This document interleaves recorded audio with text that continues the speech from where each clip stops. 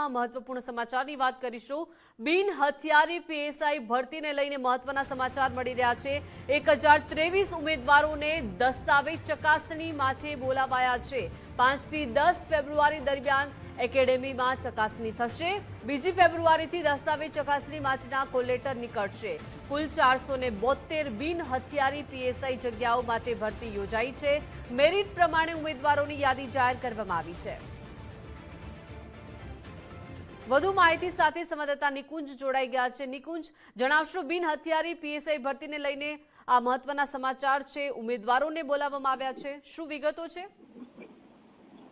બિન હથિયારી પીએસઆઈ ભરતીને લઈને હવે ડોક્યુમેન્ટ વેરિફિકેશન ની પ્રક્રિયા હાથ ધરાશે। મહત્વનું છે કે 472 જગ્યાઓ માટે શારીરિક પરીક્ષા ત્યારબાદ લેખિત પરીક્ષા આયોજિત કરાઈ હતી।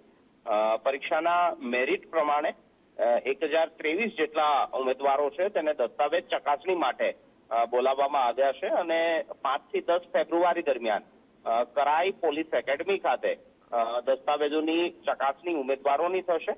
2 ફેબ્રુઆરીથી દસ્તાવેજ ચકાસણી માટે કોલ લેટર જે છે તે પણ નીકળી શકશે અને 472 જગ્યાઓ માટે જે બિન હથિયારી પીએસઆઈની જગ્યાઓ છે તેના માટેની આ ભરતી પ્રક્રિયા હતી અને આખરી તબક્કામાં હવે દસ્તાવેજ વેરિફિકેશન માટેની પણ પ્રક્રિયા હાથ ધરવા જઈ રહી છે।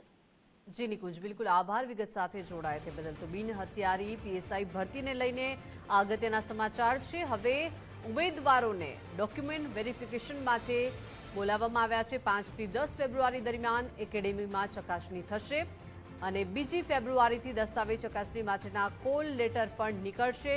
કુલ 472 બિન હથિયારી પીએસઆઈ જગ્યા માટે ભરતી યોજાઈ છે। મેરિટ પ્રમાણે ઉમેદવારોની યાદી જાહેર કરવામાં આવી છે, એટલે કે હવે ડોક્યુમેન્ટ વેરિફિકેશન માટે ઉમેદવારોને બોલાવવામાં આવ્યા છે।